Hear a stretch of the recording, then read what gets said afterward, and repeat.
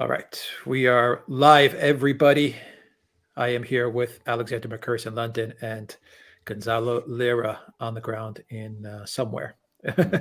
Somewhere. Gonzalo, first, Alexander, just a quick hello. How are you doing? And then let's pass it off to Gonzalo to hear how Gonzalo is. So, Alexander, real quick. I'm doing very well. Obviously, the news is challenging to report. It's becoming very challenging to report for all kinds of reasons. But I mean, it's also war is never an easy thing to talk about. At least I've never found it easy. But in every other respect, I'm extremely well. And can I just say, I'm very grateful to all those people who were worrying about the fact that I was struggling to find baby milk. My wife and I, but we did sort it out. We've got plenty now, and we're well stocked. So thank you for your kind words. If you're all following, but that's problem is resolved.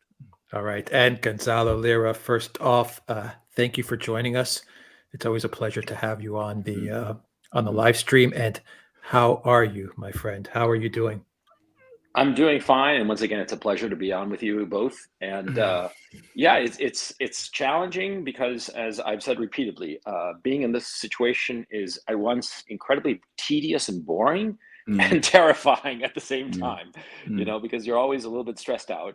And I'm in the center of Karkov. I've had some issues with potentially extremist people in the security forces of the current regime here in Ukraine, who don't take kindly to some of the things I've said.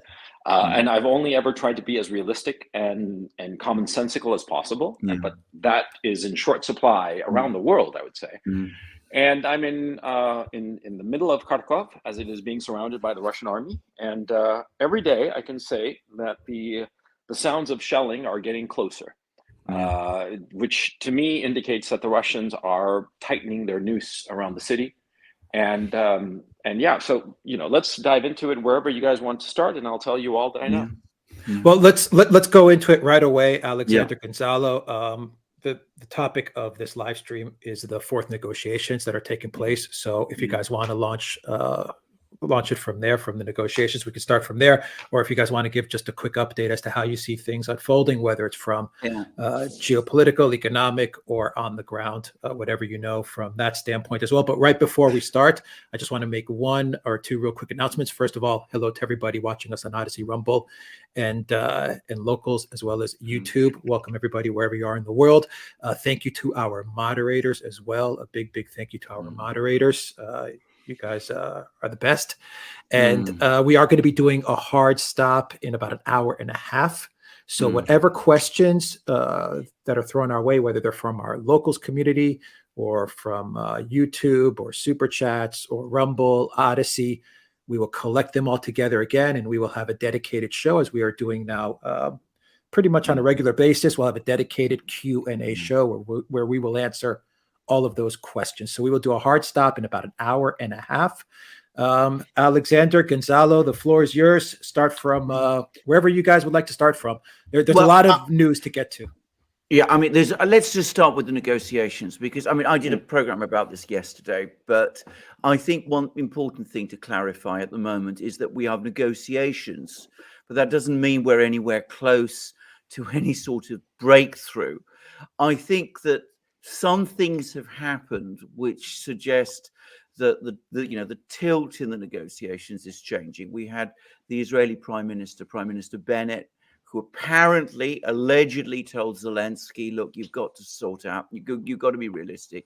You've got to come and accept the Russian conditions, because sooner or later you're going to be forced to, so you might as well start negotiating seriously about that now.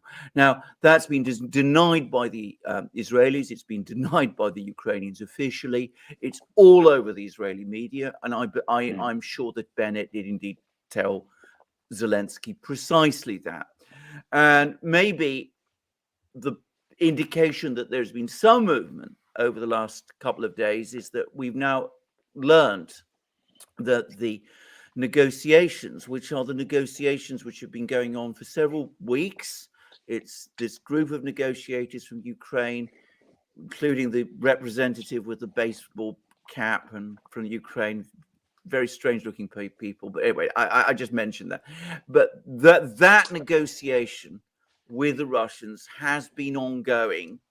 And Lavrov, when he met the Ukrainian Foreign Minister Kuleba, made it absolutely clear in the press conference, and apparently to Kuleba's face, that that is the only venue for negotiations that the Russians are prepared to work with. They're not prepared to engage in any other parallel negotiation tracks. And from what I've been able to understand is that at the moment, the major focus in these negotiations, and one of the signs that something is happening, is that they've broken up into working groups. So there's people working out agreements on working groups. The major thing, the key point, is humanitarian corridors, local ceasefires to evacuate civilians from some of the key cities. And we've discussed in previous programs, all three of us, the way in which this very much resembles the strategy the Russians followed in Syria. And I noticed yesterday, or it might have been the day before yesterday, in the London Times, which, by the way, is the only major mainstream legacy media outlet in Britain that sometimes reports these kind of things, there was a Ukrainian official who actually also said that the Russians appear to be following the Syria-Aleppo process. So some work towards getting some kind of humanitarian corridor sorted out, some kind of local ceasefires, the eventual objective being to decant Ukrainian forces from all of these cities and to try to resolve the situation in them peacefully. That's the Russian objective, I'm sure of it. But I was also reading today, and I think it was in the Financial Times, that the Ukrainians are gradually moving towards some kind of slowly moving towards the Russian position on two of the issues that the Russians have flagged. One is demilitarization, the other is neutrality. We are very far from agreement on either of those points, but at least there's some sort of movement in that direction. I think that was in the Financial Times. Where there is no movement at all is on recognizing Crimea and Donbass. But, you know, that's probably the trickiest part of the negotiations going forward. So there's some sort of glacial movement on some of the political issues. On the humanitarian and ceasefire issues, it might happen more quickly. We shall see. The other thing is that the Ukrainians are again trying to set up some kind of summit meeting between Zelensky and Putin. I gather that the Russians are very cool on that idea. They don't want a meeting between Zelensky and Putin without some documents to sign, some real substantive documents to sign, specifically on the political issues. And I think they'd be very reluctant to have a meeting with Zelensky, which could just be used for grandstanding. So that's what I understand is the position in the negotiations. Some glacial movement on some of the political issues, some perhaps more substantive movement on local ceasefires and humanitarian corridors. I think, being realistic about it, this is going to take a long time before we see any real substantive breakthroughs. And, you know, when I say a long time, I'm not going to say how long. It could be days, it could be weeks. I think more likely weeks than days. Yeah, everything that you've said, Alexander, is exactly what I have heard. Though my interpretation is not, I'm not taking any of this at face value, to tell you the truth. Because the whole point of humanitarian corridors is, of course, to evacuate civilians, but that's not the priority for the Russians. Their priority, as far as humanitarian corridors are concerned, and the reason that Ukrainian forces, Zelensky regime forces, have blocked these humanitarian corridors is because they allow soldiers to take off their uniform, put down their weapon, and slip away with the civilians. And that is the reason that the Zelensky regime has been so adamantly against the humanitarian corridors. They keep insisting that the Russians only want to make corridors from the areas of conflict towards Russia or Belarus. This is not accurate. The Russians consistently offer escape routes for civilians and potentially fighters to Russia, to Belarus, and to the west of Ukraine and to the center of Ukraine, wherever the conflict is. So this is a Russian tactic, and of course, I did a video about this a few days ago. The Russians have no interest whatsoever in hurting people on these humanitarian corridors, because if they hurt people, if they start shelling these humanitarian corridors, what will happen is that people will be frightened of using them and won't use them. And of course, the Russians want people to use them to get rid of the civilians, in the sense of evacuating them from a conflict area, and therefore depriving the Zelensky regime of the PR value of dead civilians. And also, of course, the primary objective is to have soldiers begin to desert, which has always been a problem in every conflict. Now, my thinking is that the working groups are focusing on the humanitarian corridors, but I think that the Russians have no intention whatsoever of coming to any sort of agreement with these negotiations, because I think that they have made up their minds that their ultimate goal is complete control of Ukraine. And from their point of view, negotiations are great because they can work out these humanitarian corridors, and it makes them look as if they are doing something to end the hostilities, but they're not going to stop. I mean, even if Zelensky were to come at them and say, yes, you can have everything you want in these major points, the Russians would hem and haw, and because they want regime change. They want to get rid of the entire Zelensky regime. And politically, for Putin, he can't come to an agreement with the Zelensky regime because it would look like a loss. And here's the other fact that in the West, they are not reporting, and they're lying to themselves and to everybody else, which is the Russians are winning. They are clearly and decisively winning. And to claim that they're not is just, you're on a different planet. I'm here in Karkov. I hear them getting closer every day. The noose is tightening in Karkov every day. And you see this when you look at the maps of the other areas of great conflict. Mariupol, also the Eastern Army, Ukrainian army that has been essentially captured, because it's not clear at this time whether the Russians truly have them completely surrounded in the east.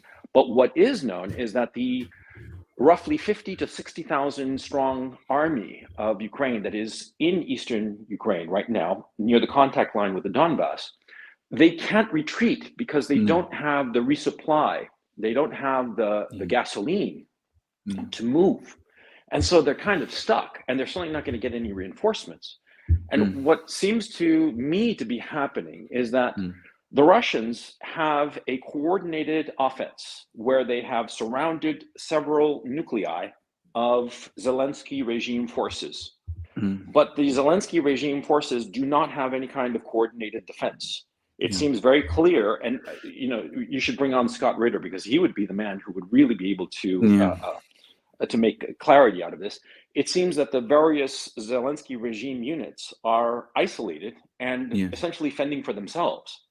And so I think that the notion that the Russians are losing is wishful thinking on the part of many people in the West. And also, I think it's a way to set up a false flag, because I do believe, with all the noise that has been coming out of Washington and Europe about the chemical weapons, and how the Russians are going to capture the material in the biolabs and then use them against the Ukrainians, which of course would prove that those biolabs had biological weapons, right? I mean, but anyway, it seems to me that the West is sort of like priming the pump for some sort of false flag operation, and say, see, the Russians were losing, and so that's why they went for these desperate means, and thereby opening the door to NATO involvement in this conflict. Because if you're looking at the facts on the ground, I don't quite understand how people think that they are losing when they are surrounding everything that's worth surrounding. And the stuff that they are ignoring, like the center of the country, well, the center of Ukraine doesn't have much except a lot of cows and grain, And so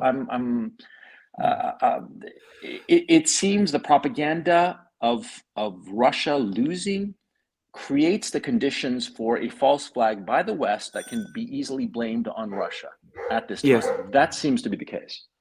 Gonzalo, can I just say, I think that's a masterly discussion. It is very difficult from London to get a clear picture of what's going on the ground. But to the extent that I can get it, and obviously I have to go to a variety of sources. I'm sorry, my dogs are barking rather loudly.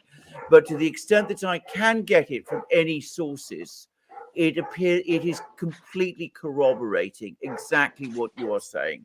That the Ukrainian forces in eastern Ukraine are now essentially broken up into packets or parcels, that they're surrounded, and that they're finding it extremely difficult to coordinate, and that they're no longer able to engage in any kind of maneuvers or offensive operations. And that in the most difficult place, which is Mariupol, apparently, again, as you rightly say, they're sort of, the Russians are gradually, steadily edging ever closer to the center of the city. And I've heard that, it'll be days before it finally falls. And of course, Mariupol is an important place because apparently, I'm not a military person, but apparently it's something of a hinge in the battlefield.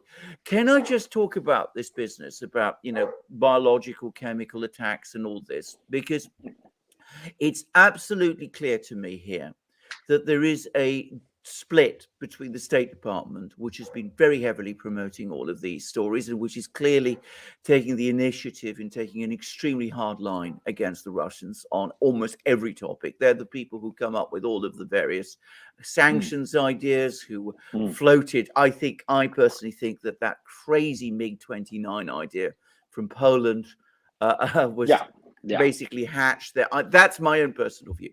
Anyway, the State Department seems to be taking these very hardline positions.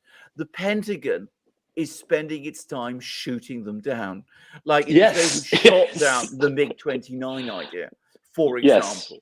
And then over the weekend, and again, I've been reading so many things in so many places. I don't remember where I read it, but I read that the Pentagon has actually said that they see no evidence of any preparation from any party, including the Russians, for any kind of biochemical incident in Ukraine. So I think the reason the Pentagon is saying that is because they figured out exactly, Gonzalo, what you're saying, which is that any attempt to stage an incident of this kind is clearly an attempt to put pressure on the Pentagon to, declare no-fly zones, intervene in some way, and they don't want to do that. They're absolutely adamantly against this. And of course, they've opened up the deconfliction hotline. So they're talking. This is a thing people don't perhaps realize. The US military is talking with the Russian military in Ukraine constantly. There is constant movement backward and forward, messages, communications, that sort of thing going on. So I find myself somewhat stunned to be saying this, but the Pentagon is acting as a tremendous sheet anchor of sanity in this crazy situation. That's how it looks to me. That I would agree with you completely, and I think that what must have spooked the Pentagon especially was the cruise missile attack on the NATO training center in western Ukraine. It's a town just west of Lviv, about 20 miles from the border with Poland, and it's a place where NATO had previously had teachers, military, of course, teaching NATO tactics to Ukrainian armed forces before this present conflict. And it was the place where a great many of the mercenaries or military volunteers, call them what you will, who had gone to Ukraine, that was their staging area. And the word is that they were hit with 30 cruise missiles in one go, and the entire place was lit up. And the number of dead that the Ukrainians admitted to, they admitted to 35 dead, 135 wounded. And the Russians said, no, it's closer to 200. And slowly the Ukrainian number is starting to creep up towards that 200 that the Russians are claiming. And by the way, how did the Russians know that it was 200? And that probably means that the Russians have exceptionally good intel within the Ukrainian armed forces. But that's for another conversation. The point here, I think that attack must have spooked the Pentagon very badly, because the Ukrainians didn't see it coming, and nobody saw it coming, and it just happened. It just leveled the whole place. The name slips my mind. If Alex, you can find the name of the place, but I think that we all know what I'm talking about. Yarovsky, Yeah, Yarovsky. Yaroviv or something like that. Yeah, Yeah, and Yarovsky, actually, like training facility. I passed that town. I've mentioned before in other opportunities that I rode my motorcycle across all of Ukraine from the Polish border, and right there, all the way, to Lviv and on to Kiev and all the rest of it. And so I passed that town. It's right next door to Poland. And so I think it must have scared the Pentagon something badly. The thought that potentially one of these cruise missiles might have fallen into Poland, and God knows what the political implications of that would be.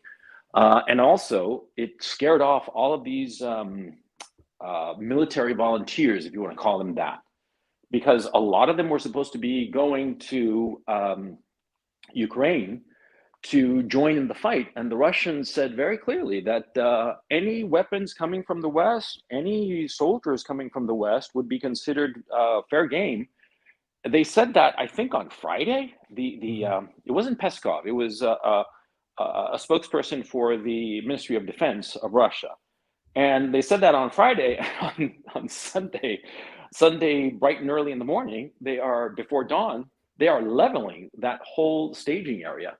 And obviously making it clear that they are not focused on Western Ukraine yet, but they can do whatever they want in Western Ukraine. And there isn't anything that anybody can do about it, either the Ukrainian armed forces or NATO.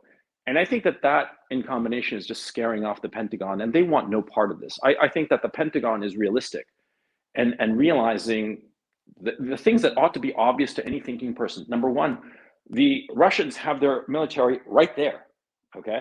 And they still have held back some of their best men, their best pilots, their best planes, their best tanks. They still have plenty of gas in the tank, as it were. And they're right in their doorstep. And number two, for them, it's existential. They are going to win this no matter what it takes. They are not going to, because it's not like Afghanistan. It's not like some foreign adventure. This is right there in their doorstep. And I think that the people at the Pentagon, like you correctly said, Alexander, are putting the brakes on any kind of insanity coming out of the State Department. Yeah, the town is Yavoriv.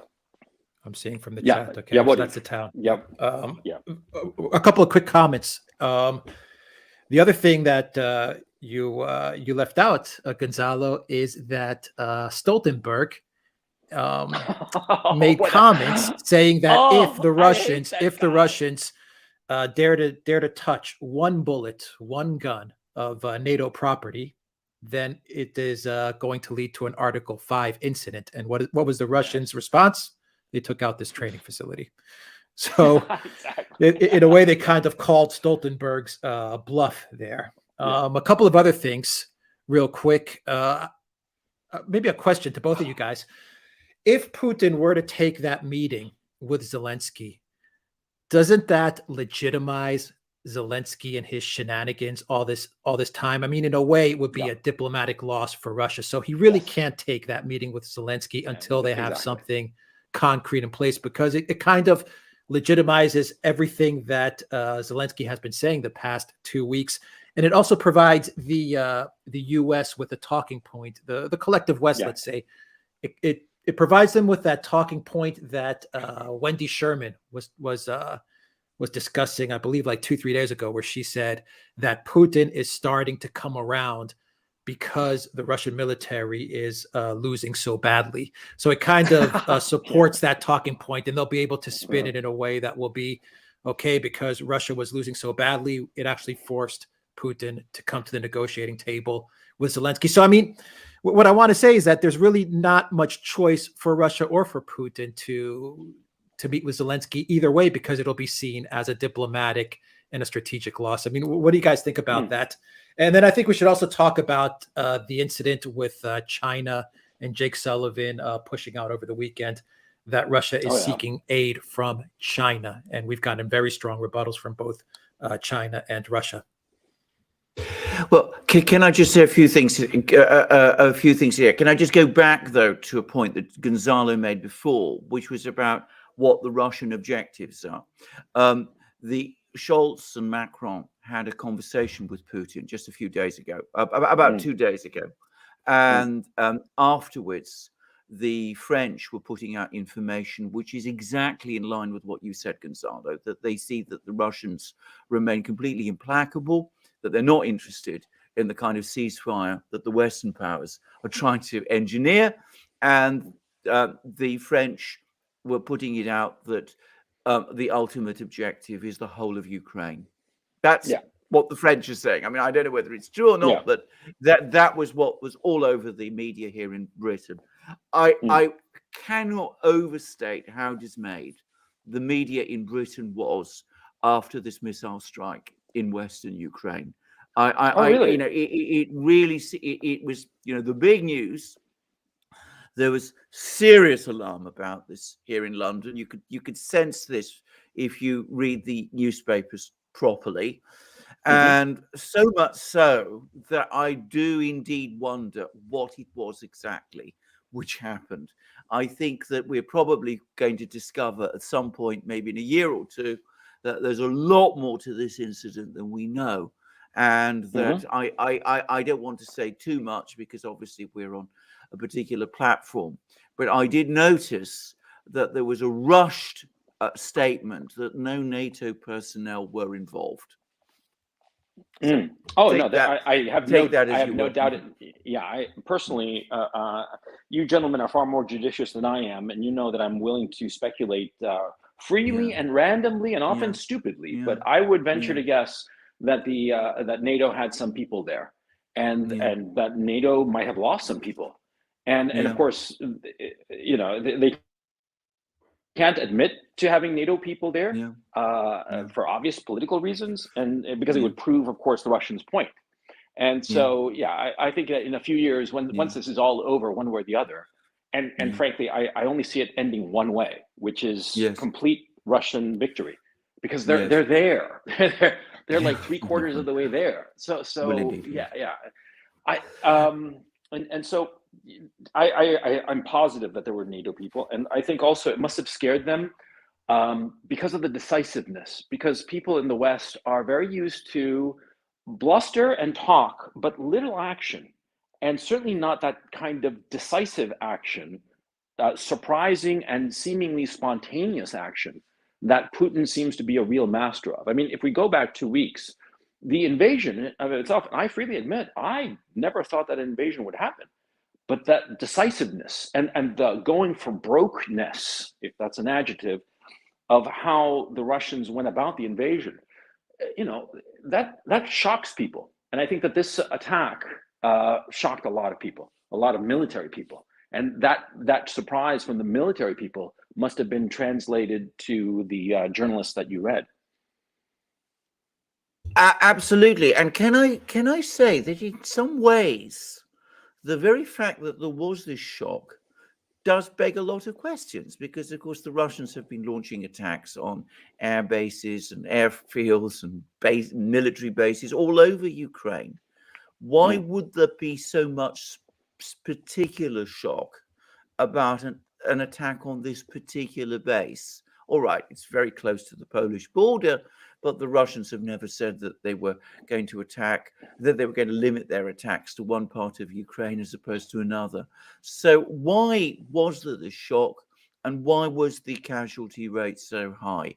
I think that there must have been, as I said, there's a story here that we don't know. And of course, it may be that they're not people, NATO people, exactly at this airbase, but of course you can have all kinds of contractors and subcontractors and subcontractors who come from all kinds of countries, and they might have been there. They might have been doing all kinds of things.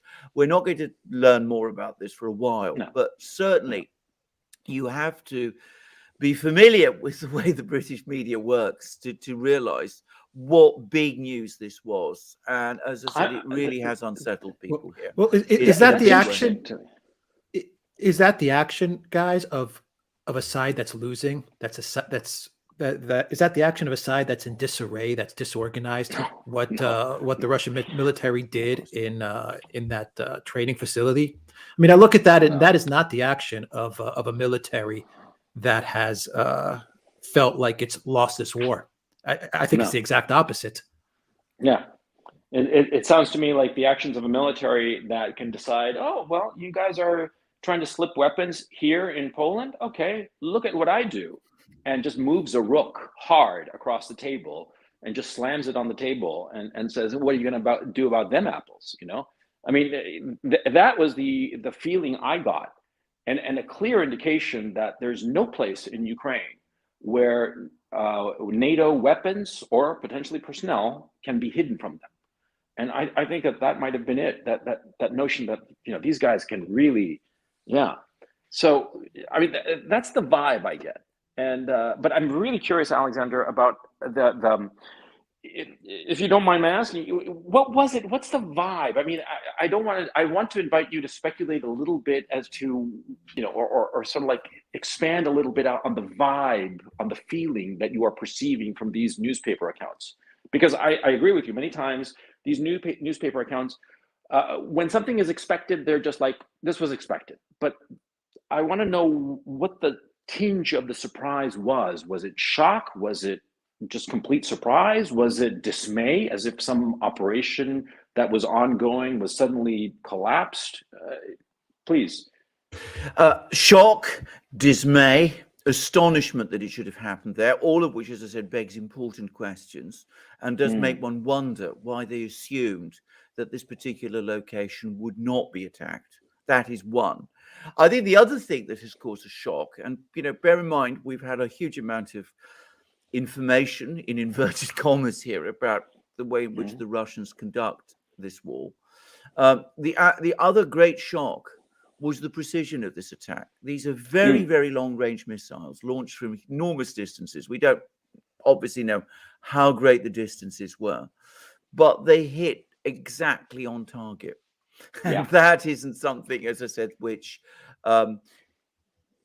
makes people here in London very comfortable, because it does show, firstly, you're absolutely right, it shows that the Russians know exactly what's going on in this place, know exactly what to hit, and they can hit it, and they can hit it directly on the place that it needs to be hit at. So, as I said, this was perhaps the single military event that has created the biggest dismay. And it was very interesting that when you looked at the media in Britain, the actual officials, government ministers, people like that, were completely silent about it.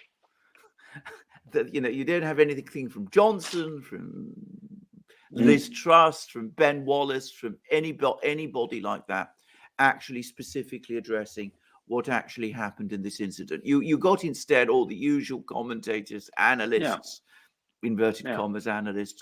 You got people like that talking about it. So official silence, big headlines, dismay, playing up of the warnings from the US that, you know, if there's an attack on an inch of NATO territory, there will be a massive response. Well, of course, this isn't what happened. And as I said, it does suggest something very big happened, and big in ways that, you know, we don't fully understand. Because I'm wondering if the Russians decided to make this move as basically just booping NATO on the nose and saying, stay out of here. You know, kind of like when you boop the nose of a dog with a rolled up newspaper, just to teach them a lesson. And they're sort of like, oh, okay, we're not really going to mess with you. We'll talk a lot, but we're not really going to mess with you. I mean, from the point of view of the Russians, they want to scare NATO enough that NATO decides, no, we don't want to mess with these guys. And so, but let's move on to the Chinese issue, which I think is really fascinating. Chinese, go ahead, Gonzalo. China, Jake Sullivan's comments. Military aid. Putin's asking for military aid from China. What do you make of it? Once again, okay, first of all, that notion that Russia has to ask China for military aid, it's laughable. I mean, it's just laughable. Okay, because first of all, the Russians are armed. They've got plenty of gear of their own. I mean, if they ever asked the Chinese, it would be like, you know, spare parts or something, trivial like that, not like a real, like, oh, we need a couple of divisions, or we need like a squadron of aircraft. No, it would be trivial if the enormous if they would even bother to ask, because the Russians are prepared. They've got gear. So that, I think, was just an outright lie formulated by the West to, again, give this illusion that Russia is on the back foot in this war, which, again, is absurd. I think that Jake Sullivan, the National Security Advisor of the United States, is trying to play 4D chess, but he's only got a 1D mind. You know what I'm saying? Yeah. I mean, because he's trying to wrist wrestle the Chinese into backing the American position, and the Chinese aren't having none of it.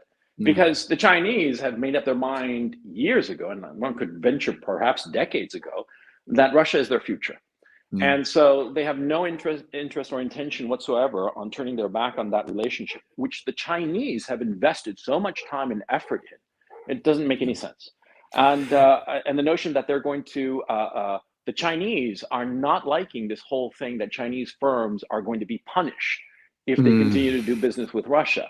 And that could be the cleavage point. And I think that Jake Sullivan is trying to push that, trying to get China on side. And he has this bizarre illusion, as so many people in Foggy Bottom seem to have, that they can see daylight between China and Russia. There is no daylight between those two countries. There hasn't been in years. And so any notion that you can cleave those two together, stick a wedge between them and somehow pry them apart is laughable. When push comes to shove, the Chinese are going to go with the Russians every time. Gonzalo, you said it perfectly. I mean, I've got little to add, just a few things. First of all, if we're talking about spare parts and things of that kind, the Chinese military, its equipment is completely different from the Russian. I mean, the day when, the Chinese military used old Soviet equipment, I mean, that's, 40, 50 years ago. I mean, it just doesn't apply anymore.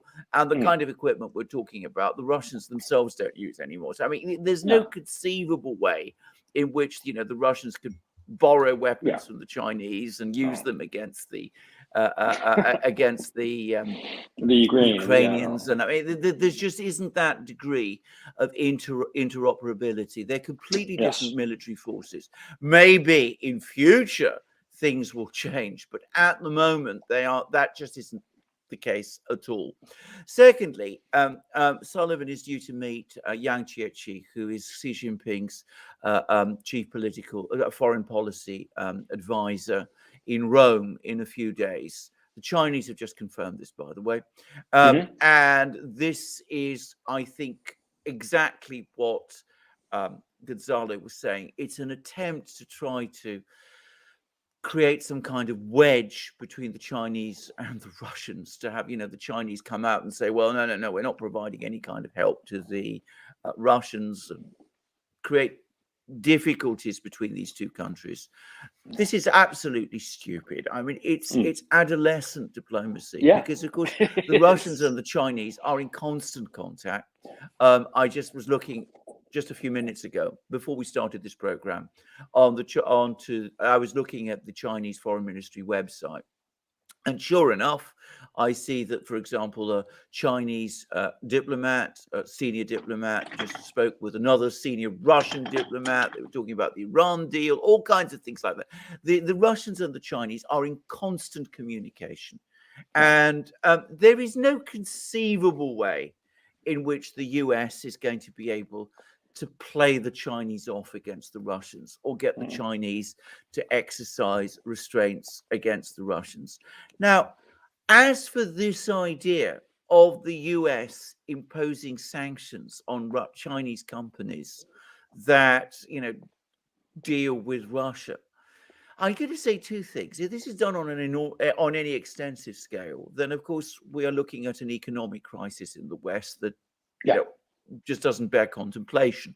I mean, we're already looking at a crisis because of the way in which the oil prices have spiked, and all kinds of things have been happening on that front. But if you start disrupting Chinese supply chains at this particular moment in that kind of way, Well, I mean, I mean, we're not looking at 20% inflation. We're looking at 40% inflation. No, it's I mean, I'm curtains for the West. plucking Curtains figures out of the sky. I mean, it is a ludicrous bluff. The second is that, having been to China, I don't think people like Sullivan understand the sheer mass of this economy. There will always be businesses in China which do all kinds of things, cover every kind of activity that you can think of, but are not focused on the West. And sanctions aren't going to affect them. So you'll always find some people who will provide, the textiles, the clothes, all the kind of things that, are the paint. I saw that there was an attempt to stop a Dutch company providing paint to the Russian. There's always going to be some companies in China that will do that.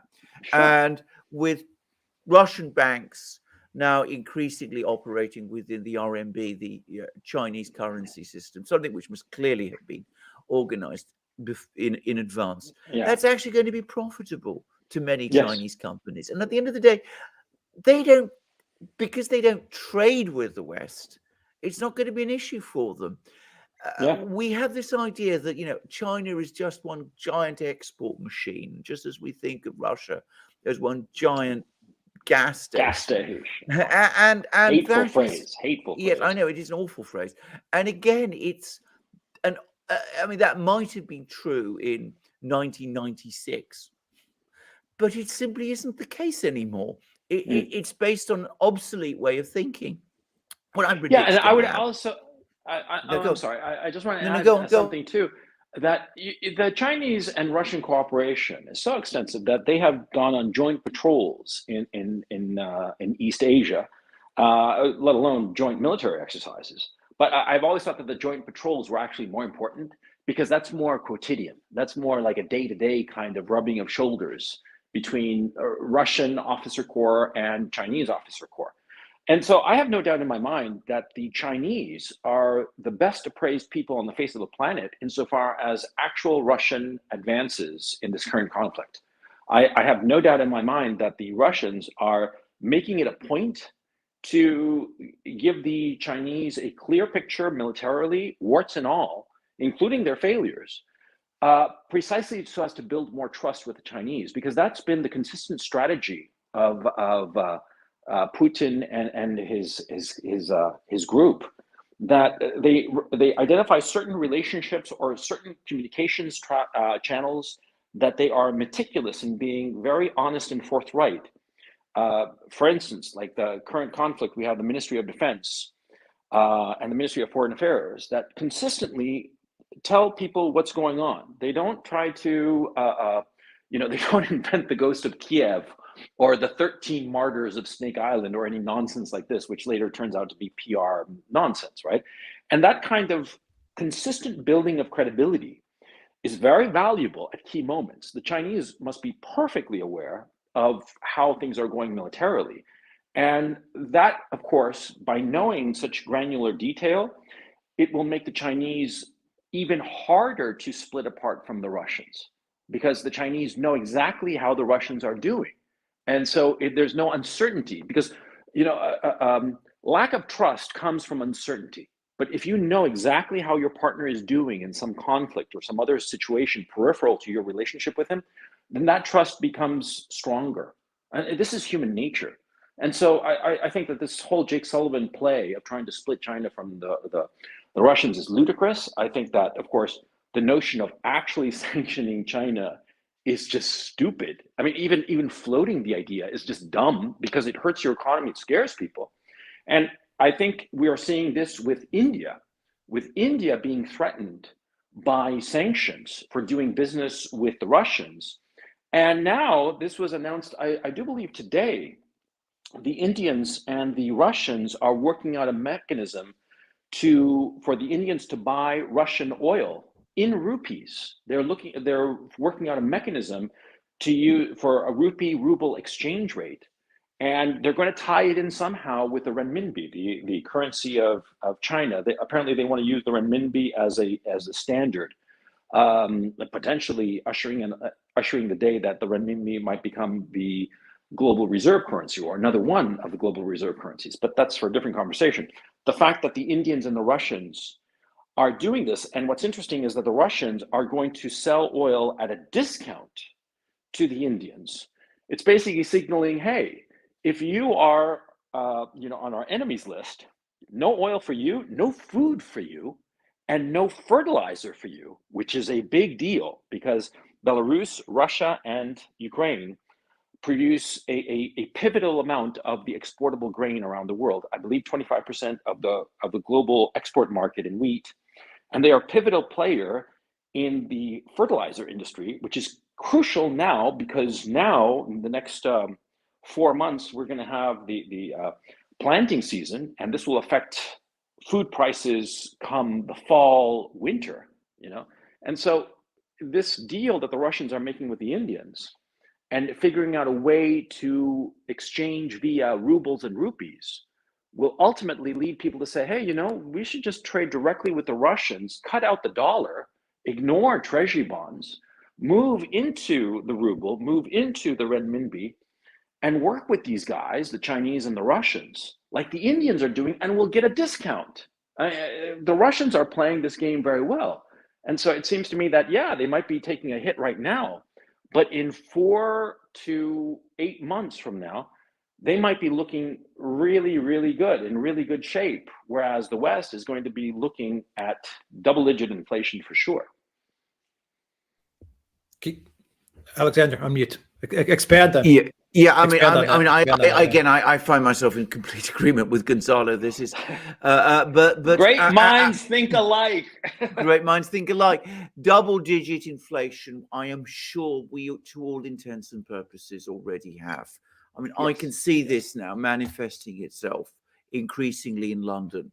And obviously, London is more exposed than the US is, but I'm sure that that's coming. And one of the most grotesque things that I've seen with this inflation thing is that now Biden is trying to blame the whole inflation crisis, all of it, every part of it, on Putin. It's nothing to do with him.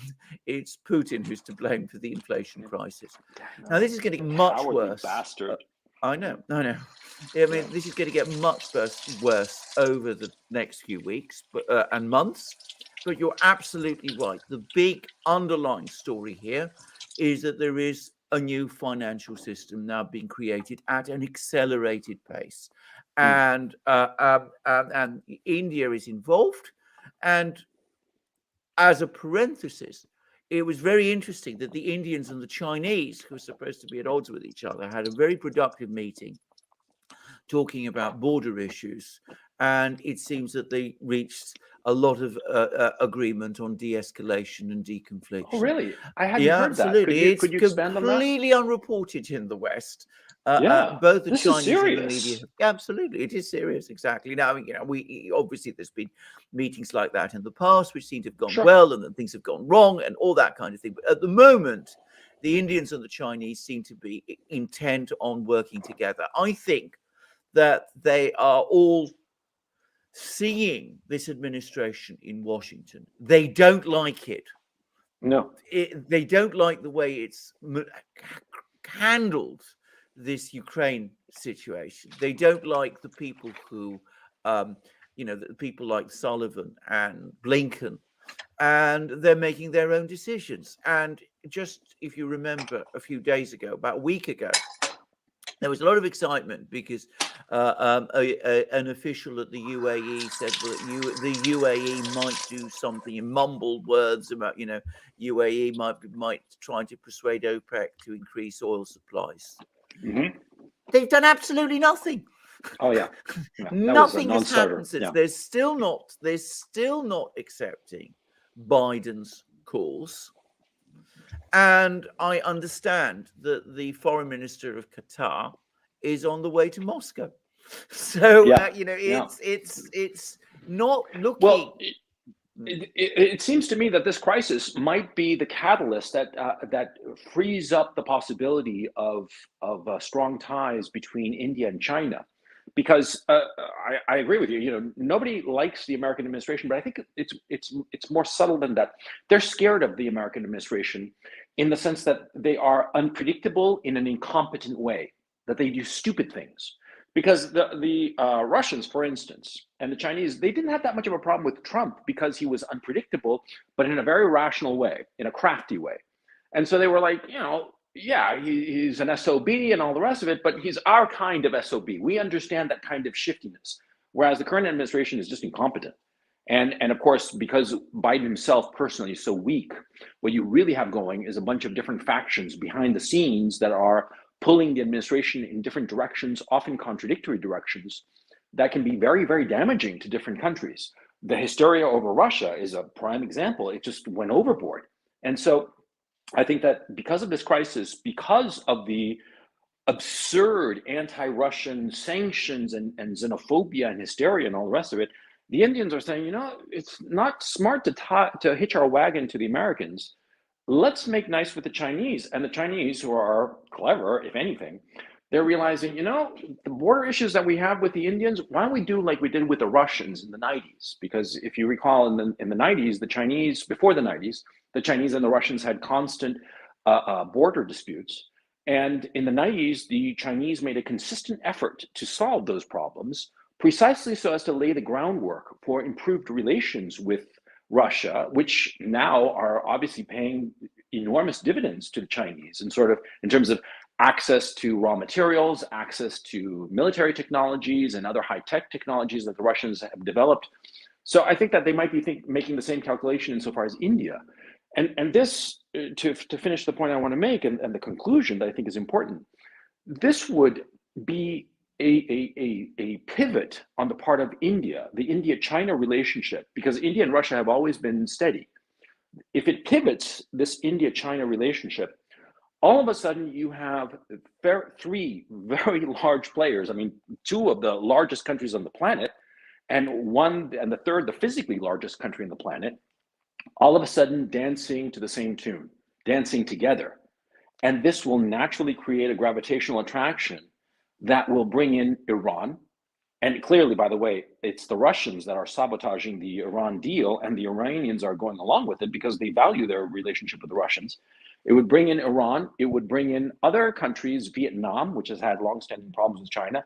I mean, it would make a huge pivot on the geopolitical level and really marginalize Western Europe and the United States after 4 or 5 centuries of dominance in world political affairs. Am I talking out of my butt, or does this make sense to you guys? You're not talking out of your butt at all. You're talking exactly right. And by the way, there was a very, very good article by Martin Jakes, a British academic who actually works in China, who makes some of the same points. I mean, the point he's making is that Sullivan, Blinken, all of these people, Boris Johnson in Britain, they're still living in the world of 20, 30 years ago, where, you know, the world economy was essentially the West's economy. I mean, you know, the US decided everything.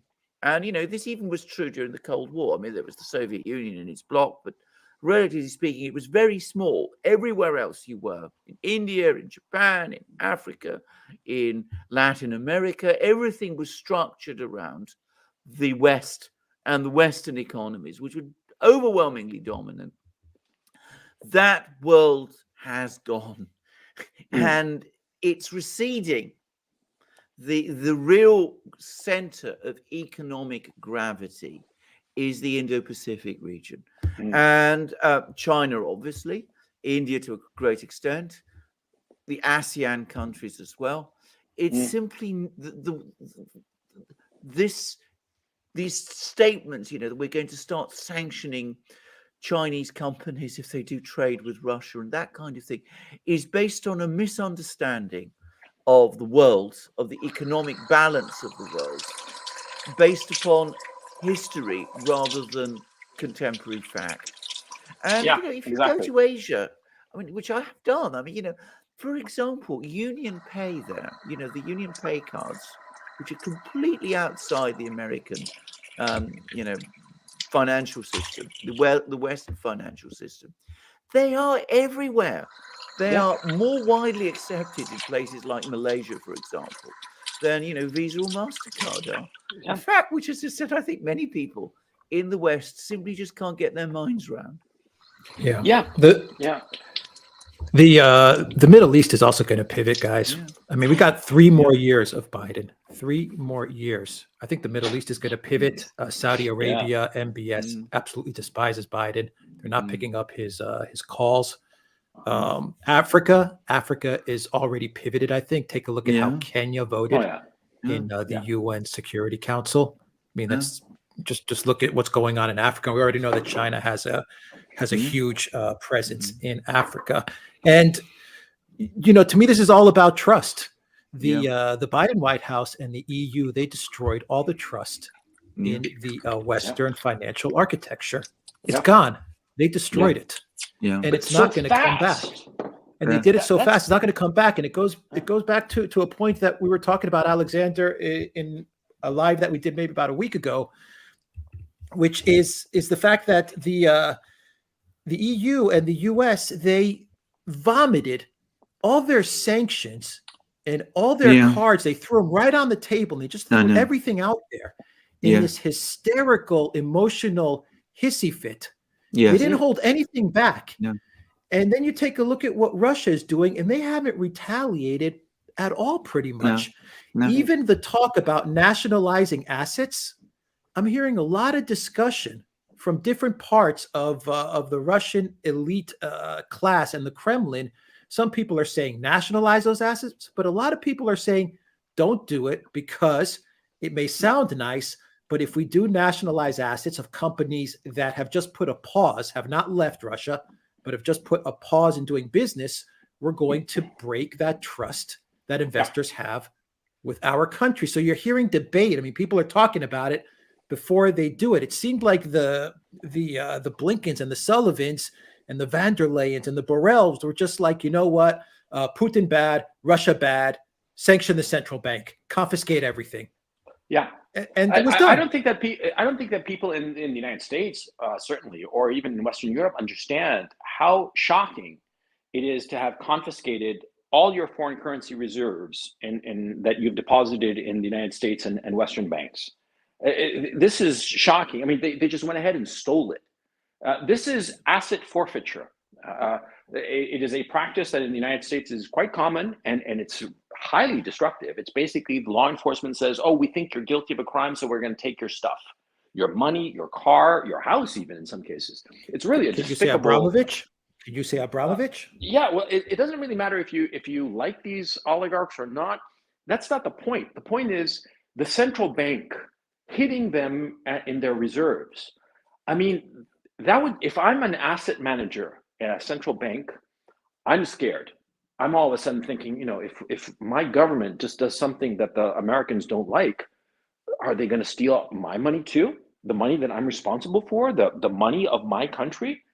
I'd be scared. And the Americans don't seem to realize how this policy was, it's going to be viewed retrospectively as one of the most traumatic things ever in financial period of this time, because so many other central banks are looking at this horrified. And they're thinking, how do we get out of America without anybody noticing? And that is the key issue, because see, if a lot of these asset managers, I mean, the three of us, we have, we have a little bit of sophistication in these kinds of things. So we know how these guys think. They're not going to make a trigger happy decision. They're going to take their time, but they're going to slowly edge their way to the door insofar as holding on to dollar assets. If I'm an asset manager, I'm getting out of the dollar. I'm getting out of all treasuries, but I'm not going to do it in a way that is that people notice it. I'm just going to slowly start, not going to the 2-year auctions, slowly divesting myself and swapping it out. Lots of swaps are going to start happening, asset swaps, whereby it's a trading situation where you have a particular asset and I'm explaining to the listeners. You as an asset manager, you have some particular asset and you want to get out of it, but you don't really want cash. And so you go to a counterparty and say, I've got, 30-year treasury bonds, maturing in 2045.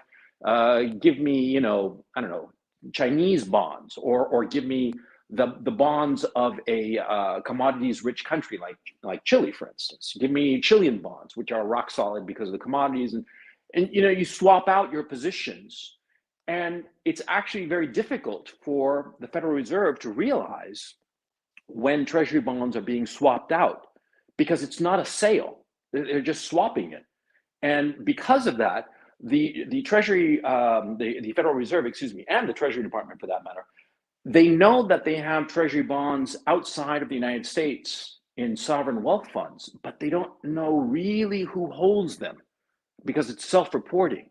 And so a lot of, this is a supposition on my part. I come from a banking background, so this is kind of like stuff that I know, I grew up with, I'm guessing that a lot of fund managers have exited their positions or are in the process of planning how to exit their positions by way of swaps so as to make it as quiet as possible. I don't know if this was too obscure for the audience, but it's very important because it'll mean that there will be more and more weakness in the dollar, more and more inflation because of people exiting the dollar and getting into other asset classes. Absolutely. Now, can I just say something? I think the other thing that's been propping up the dollar over the last 10 years, 10, 15 years, is that up to now, there hasn't been that alternative safe haven. So people have been increasingly, I think, uneasy about the things that the United States has been doing politically. They've also been increasingly uneasy about many of its economic policies, but the dollar is still there. It's still the world's reserve currency. It's still the currency that's used for trading in goods and commodities. So at the end of the day, you have no real option but to put your money in dollars. And that's been the thing that's kept the dollar up, there.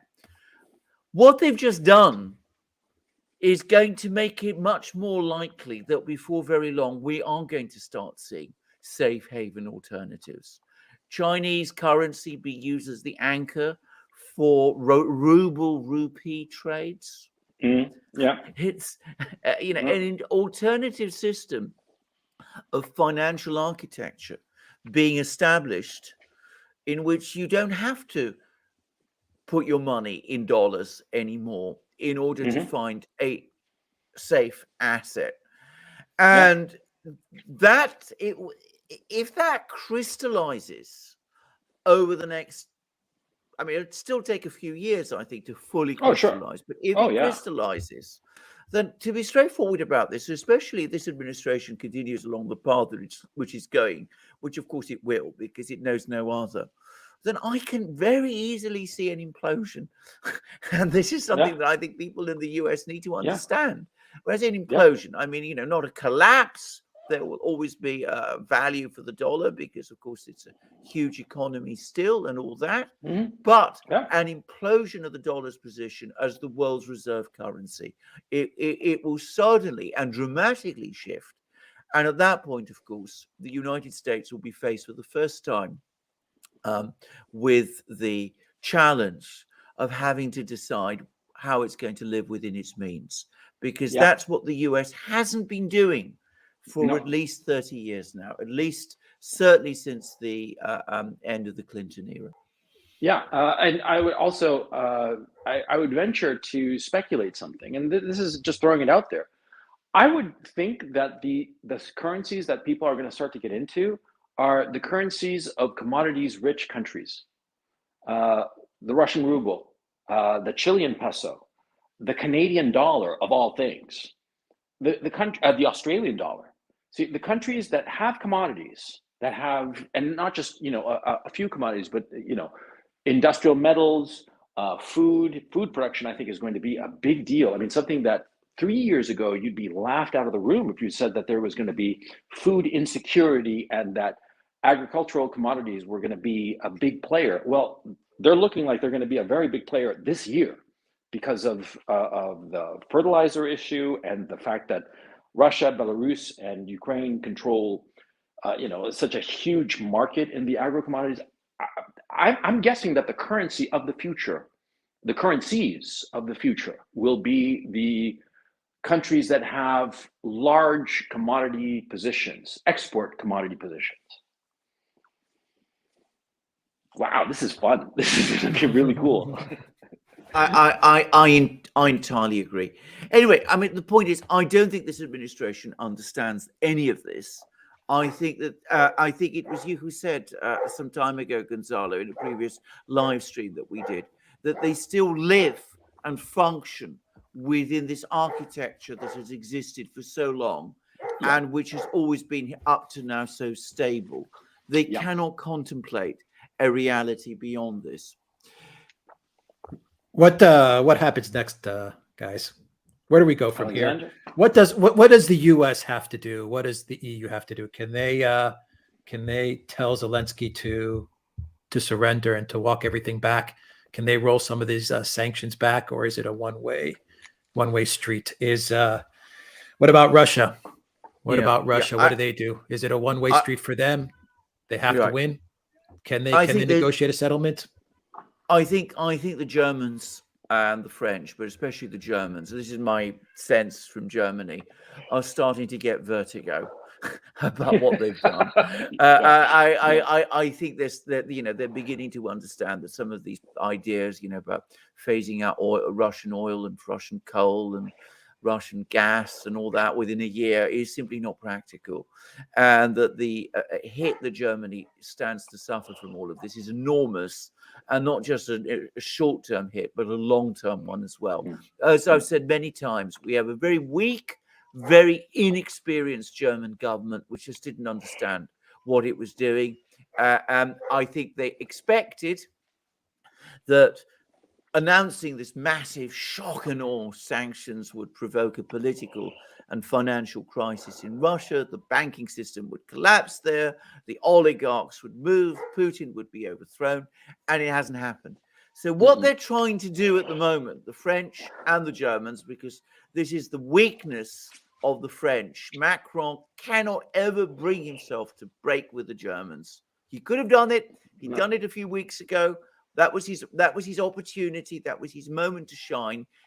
He balked. He just couldn't bring himself conceptually to break with the Germans. But what I think they're trying to do is they're trying to get the Russians to stop. They want to try and get the Russians. They're talking all the time to the Russians. Let's have this ceasefire. And what's happening is the Russians are coming back and they are saying, no, we are not interested in a ceasefire at the moment. We are going to see this operation completed. Gonzalo, at an earlier point in this live stream, you said we're going to continue. We're going to continue it no matter what. Yeah. And if you actually go to one of the Kremlin readouts, I think it was with Macron, Putin used those very same words to Macron, according to again, great minds think alike. No matter what, exactly. So I think the Germans and the French are becoming increasingly nervous and increasingly stressed about this. I think that they've also grasped that financial sanctions simply cannot go further without causing real damage. Well, obviously, there's already been enormous damage, but potentially exponential damage to the European economy. So I think they've maxed out on the financial sanctions. I think the energy sanctions, I think they're beginning to understand that even if they were to succeed in this hopeless endeavor of stopping Russian oil imports and coal imports and even eventually gas imports, there is a world market in coal, gas, and oil. And if you cut out Russian oil, gas, and coal, that will leave you with structurally higher energy prices, which will translate into structurally higher inflation. And of course, if you know anything about Germany, you know that the entire country is designed to work in a low inflation situation. So I think the Germans and the French have a sense of vertigo at the moment, because they're still caught up in the hysteria of the hour, the hysteria of this month of March, which we're only halfway through, by the way. They can't turn around and start reversing some of the things they've done. So they still have to keep pushing. The only thing they can do is come back and repeatedly asked Putin for this ceasefire. But eventually, and I think over time, we are going to start to see some kind of a pullback. And it's noticeable that already there's been splits between the Americans and the Europeans over oil, that the Americans imposed this embargo on themselves, the Europeans didn't. So we're going to start to see, I predict, sometime in the autumn, so late summer, autumn, once this military operation in Ukraine has achieved its objectives, we're going to start to see people coming up, trying to put some of the pieces together again. I think that's probably where we're going to end up. So sometime around the autumn, we'll start to see the dialogues resume. Perhaps some of these companies that pulled out tentatively trying to get back in, some of the linkages being restored. That's my feeling. And by the way, interestingly enough, there's also been some articles in some of the British media that have been talking about this as well, that, you know, we've got to try, after all this is over, trying to find some way to repair some of this damage. We will never be able to repair all of it. And the thing that I've come to realize, and it's deeply troubled me, is that this sort of wave of anger towards Russia has been clearly building up for years, and it goes much further and much deeper amongst much larger sections of the European population than I had ever realized.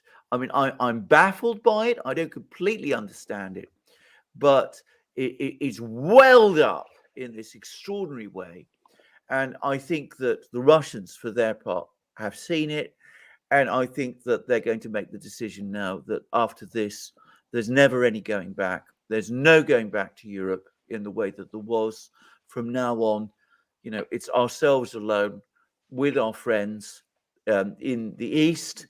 The days of Russia thinking of itself, conceiving as itself as part of Europe are ended, and ended forever.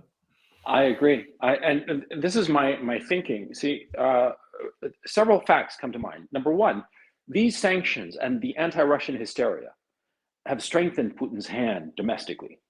Okay, and you can say that, oh, you know, it's state-run polling data, but yeah, but the general sense is that people are behind Putin. You don't need a polling station to tell you that they are behind Putin. So it strengthens his hand. And I think that the Russians are going to realize, you know, we don't actually need Europe. They cut us off. The Europeans and the Americans cut us off. And how are we doing? Yeah, we took a hit, but we're still standing. And see, this is the thing. A lot of times people are more afraid of the hit. And so they will do a lot of things to avoid the hit. But when they finally get hit hard and they realize, hey, you know, it wasn't pleasant, but it was not the end of the world. I'm still standing. And the other guy doesn't have anything else to hit me with. I think that the Russians are basically going to realize, you know, we don't need the Europeans. We don't need the Americans. And I disagree with you in you're thinking that come the autumn or perhaps next year, a lot of these foreign firms will try to weasel their way back into Russia, into the Russian markets, into relationships with Russian firms and whatnot. I do not believe that. Or let me phrase it. I think that they will try, but I think that they will find a very, very closed door, because the Russians are not going to forget this. No way are they going to forget this, because this was really trying to break the Russians' will by any means necessary. And I think that this kind of damage, which was inflicted on the Russian economy, but is not fatal, I think that it builds up antibodies. And I don't think that the American companies or the European companies will be welcomed back. And if they are welcomed back, it will be with such stringent conditions and enormous taxes and tariffs and fees, and call them what you will, but there will be a concerted effort by Russia as a state to extract the maximum profit from these foreign companies. That many of them will decide, you know, it might not be worth it. Many of them will try and thinking that maybe in a few years this will be sorted out, but I don't think it's ever going to be sorted out. And I think that this was a true chopping of that umbilical cord between Russia and Europe and the West. I think that this is far more traumatic than people have realized, and that for the Russians, the consensus will be in Russia that this is it. We tried our best with the West, but they don't want us. They hate us. And the Chinese and the Indians love us. So why are we messing with these people who are, and this is the point of view of the Russians, and frankly, I agree with it. They're going to say the Europeans are decadent, degenerate, a dying people who are allowing themselves to be invaded. What do we need to do with these people? Nothing. We can go there on holidays, but we don't need to do business with them or be associated with them because they hate us. Whereas the Chinese love us, the Indians love us. So let's just pivot in that direction. I truly think that this is psychologically for the Russian people, not just the leadership classes, but all Russians. This has been a traumatic experience. They're going to win the war, by the way. There's no question about that. But the relationship with the West, it's irretrievably broken. It will never, never go back to the status quo ante. Never. And the Russians will always view the West with contempt. Yeah. That's my subjective appraisal. And I'm sure that a lot of people would disagree with this. Only time will tell. But you see, if a whole society, a whole civilization rejects you and demonizes you, and before the broadcast, we were talking about musicians, Russian musicians who were being persecuted and demonized. I mean, come on, Russian musicians. I mean, if they're musicians, they mean no one any harm, and they're being persecuted very much like Jews in the 1930s in Germany. It's absurd, and so I think that the Russians will never forget this, and they will carry this resentment. And what's the best way to resolve a resentment? There are two ways. You can either attack the people that you resent, or you can ignore them and turn away. And I think that that's the path that the Russians are going to take. Yeah, I agree. Yeah, I think they went too far. They went after the media, the censorship, going after people on a personal level. They took it way, way too far. Yeah. I mean, come on, like some conductor who gets kicked out of his job because he's Russian. There's some piano prodigy, some 20-year-old kid, right? He's not involved in politics. He's playing piano all day, for crying out loud, right? He's on the one hand, he's a nobody. I mean, very successful young musician and good for him. I actually don't know his name. I just read about the headline of it, that his tour was being canceled. And he's a 20-year-old boy who never harmed anybody. He's been playing piano all of his life, and he's being ostracized because he's Russian. That's just stupid. That's a way you make enemies who will never forget. That's the thing, because people's memory are long. This is a disaster. It's a disaster for our civilization as a whole, because whether the Europeans or the Americans like it or not, Russia is a great European civilization. Russia has contributed to the West in immeasurable ways, in terms of music, in terms of art, in terms of architecture, and let's not even talk about literature. The greatest novelists ever were three: Dickens, Tolstoy, and Dostoevsky, and not in that order. We all know that the big T was the real guy there, okay? Followed by the big D, right? They have contributed enormously to our culture, our civilization, and to marginalize it in such a petty way. It's unconscionable, and it's shocking, quite frankly. As far as I'm concerned, I've always admired Russian culture. I studied Russian history in university. I find it just shocking that it's being demonized this way, in such a petty and low way, by the leadership class in the West. I don't think that I've ever seen that. I mean, I don't even think that in the Second World War, I don't think that they demonized German culture the way that Russian culture is being demonized now. And the West isn't even at war with Russia, for crying out loud. Hello? Yeah. This is completely true, and obviously, I mean, I know some. I'm not vast numbers of Russian friends, but I have some, and I know that they were profoundly shocked by this. Even some of them who have been critical of the Putin government up to now, and critical for all kinds of reasons. But I mean, but it comes back to the point that Alex was making. There's an almost visceral outburst. One feels that this sort of welling anger and loathing has existed there for a long time, and it's been building up, and it's been simmering under the surface, and suddenly it's now burst out into the open, and it's striking at every level.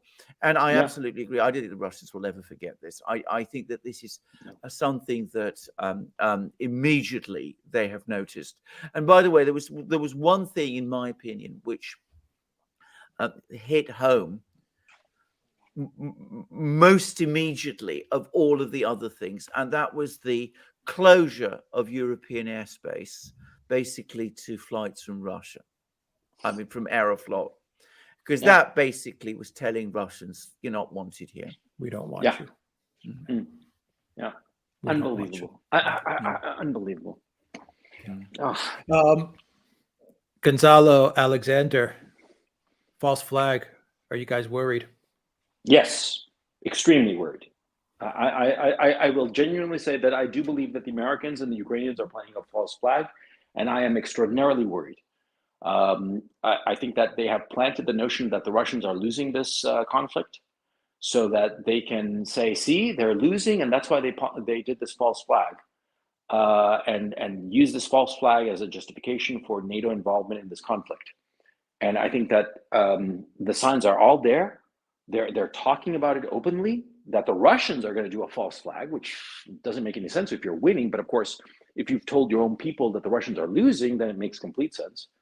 I'm deeply, deeply afraid of this, because there are several different segments within the American establishment that want a war very badly. There are the neocons who, for reasons of their own, of McCainian impotence, let's call it that, because that's what it really is, from John McCain, his impotence at being emasculated by the Vietnamese. He never got over that, and he's always hated the Russians for it. And then there's the issue of the Biden administration that wants to deflect from its responsibility for its mismanagement of the American economy, and therefore, blame it all on Putin. There is a segment of the neoliberal economic establishment headed by Paul Krugman, who he's a man whom I despise. I've had a couple of run-ins with him back when I was writing about finance. He honestly and truly believes that a war, a global war, a world war, is the way to solve America's economic problems. I wish I were kidding, but that's what the man actually thinks. He's said so multiple times. And he's advocated openly for war with Iran and other countries as a way to kickstart the American economy and get it out of the doldrums that people like he himself caused by the deindustrialization of the United States. And those are just 3-4 groups that I'm mentioning. There are other groups, Mitt Romney and the whole Raytheon industrial military complex, who want war so that they can sell more equipment and get more money. All kinds of different groups in the United States want a war with Russia.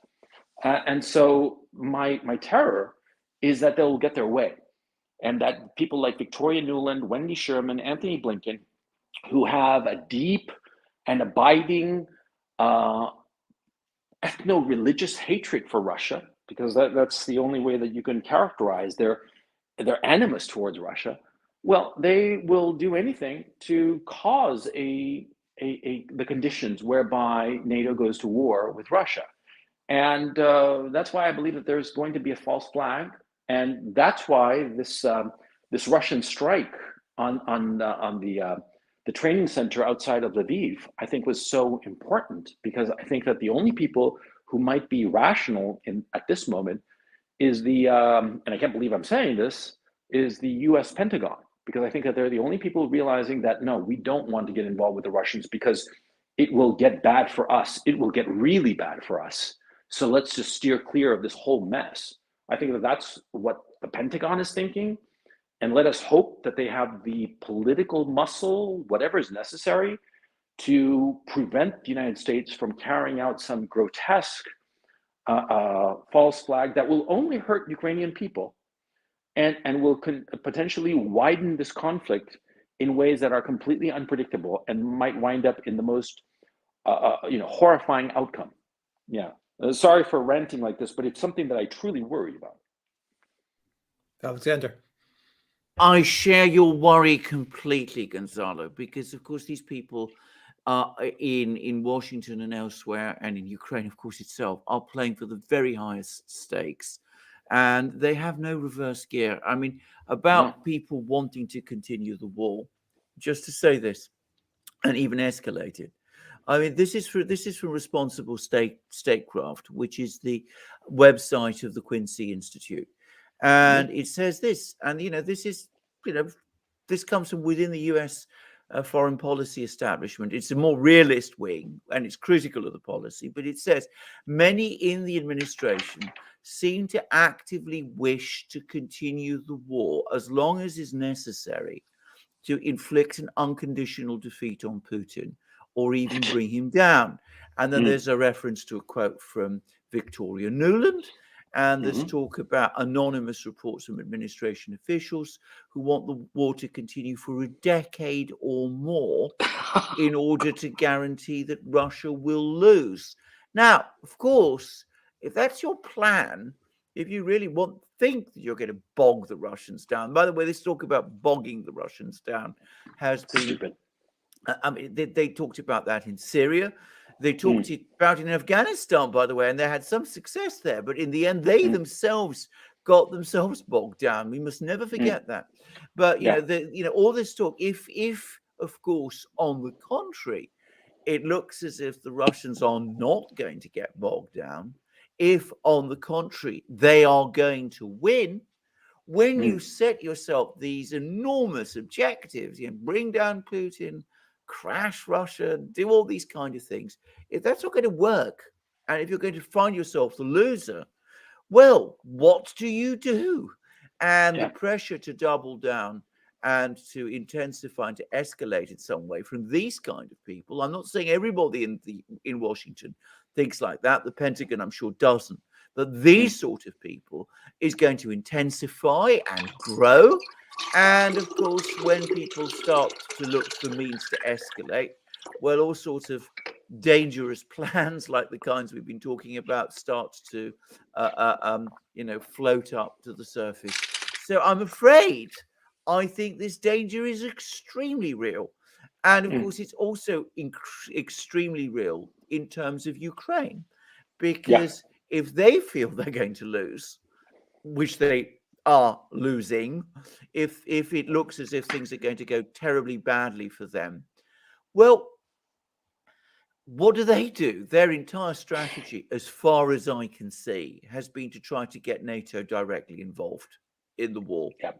And we've had all kinds of strange things, like sending obsolescent Soviet drones flying into, was it Bulgaria or Croatia? I can't remember. Croatia. Croatia. That was the bizarre things, but all these odd things like this have been happening. So again, from their point of view, you can see that they have a compelling motive to want something like that, some big event that they can package and sell to the Western public as requiring an urgent intervention to bring this thing to an end, when in fact, of course, it's not going to bring it to an end. It's simply going to escalate it. So, I mean, the line between disaster and, not disaster is very narrow. And it ultimately depends on some rational people in the Department of Defense in Washington. I suspect some rational people in the Federal Reserve Board and the Treasury and Commerce departments, though there are also some very hardline people within the Treasury. But, when things are as precarious as that, you cannot be at all confident that things can always go hideously and disastrously wrong at any time. Yeah, because like for instance, I can speak with some knowledge of the current situation in Ukraine here on the ground. And what is increasingly clear is that the isolated patches of the Zelensky regime's forces, they're spread out. They are not able to work together to do any kind of, I mean, forget about counteroffensive, just to defend themselves. They're isolated. The Russians have successfully isolated these various pockets. And over the next 2 weeks to 6 weeks, it's just going to be an issue of slowly squeezing them closed. And there's going to be a lot of damage because the Zelensky regime, I think that they fundamentally recognize, not Zelensky himself, because he has always been a puppet, first of Kolomoisky, the oligarch, and now it seems increasingly clear that he is held hostage by his own security people of the various extremist groups that have coalesced around the Zelensky regime. Let's leave it at that. But we all know who we're talking about, and we can't say it for the audience to understand, because if we do, we get into trouble with YouTube and whatnot. And so we won't go into the specific groups, but we all know who we're talking about. And these groups essentially have Zelensky hostage. And so they're going to fight to the death, because the Russians have made it very, very clear that insofar as the regular army, the regular Ukrainian army, they're going to welcome them with open arms at the end of this conflict. But those extremist groups are going to be prosecuted, and the Russians are not going to show any kind of mercy towards them. And so, especially in Mariupol, where you have these battalions there, they know that this is a fight to the death. And you're seeing what's happening in Mariupol, that they have no trouble whatsoever of absolutely destroying the entire city and putting civilian lives at great risk, using them literally as human shields in order to keep the Russians at bay. But see, they can't win. And so all that they will do is hurt Ukraine, kill Ukrainian civilians needlessly, and also soldiers needlessly. And these young men, they're the flower of any country. You don't want to lose them, because they are the young men today who will be the adults, the leaders of tomorrow. And you don't want them to suffer needlessly, to die needlessly. But I think that the criminal Zelensky regime will do so. And I have to tell the listeners, your listeners, excuse me, I have to tell your listeners that I personally have felt victimized by this Zelensky regime.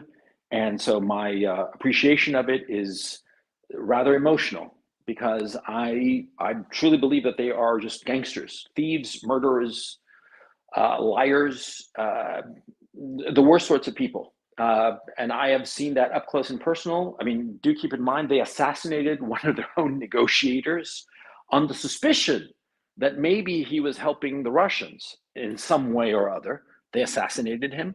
They have assassinated mayors. They have kidnapped and tortured members of the Ukrainian parliament. They have kidnapped and tortured famous mixed martial arts fighters merely for training with Russians. They're animals, as far as I'm concerned. And these animals, unfortunately, seem to have taken control of the Ukrainian government.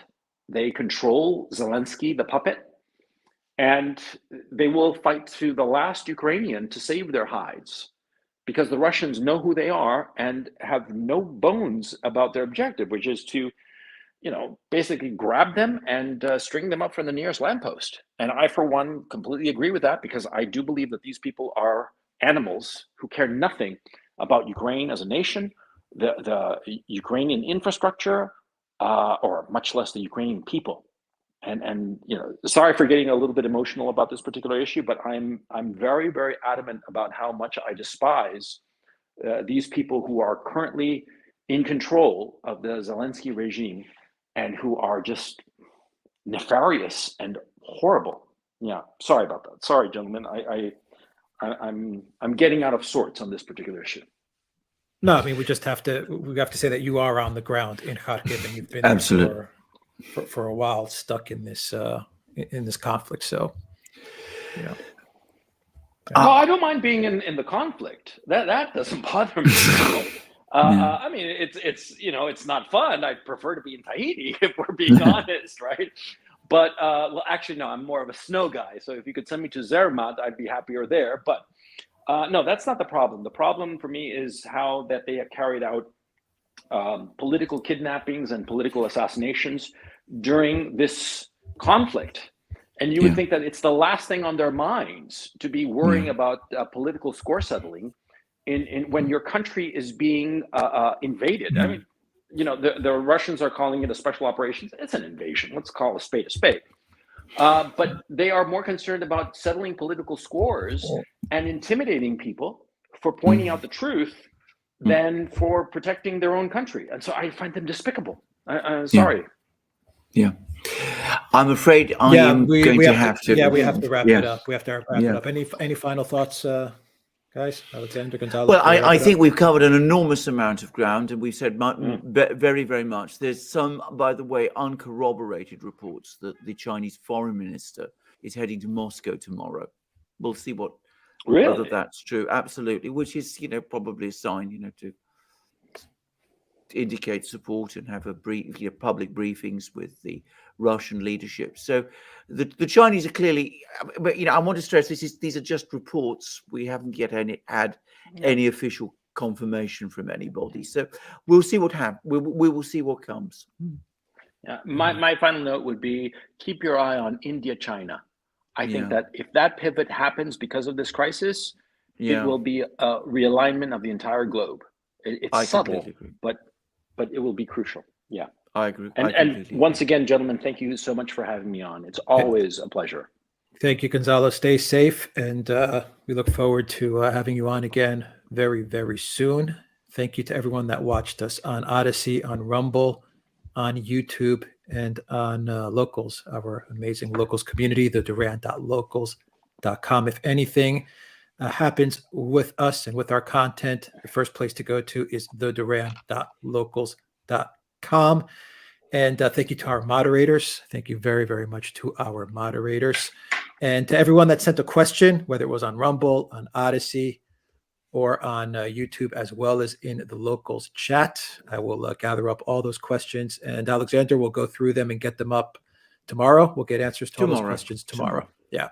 So we'll have a really good Q&A video set up tomorrow as well. Gonzalo, stay safe. Stay safe. Absolutely. And let's have you on again really soon. You have an open invitation whenever you want. Thank you so much. To come on. Alexander, thank you very much. Take care, everybody.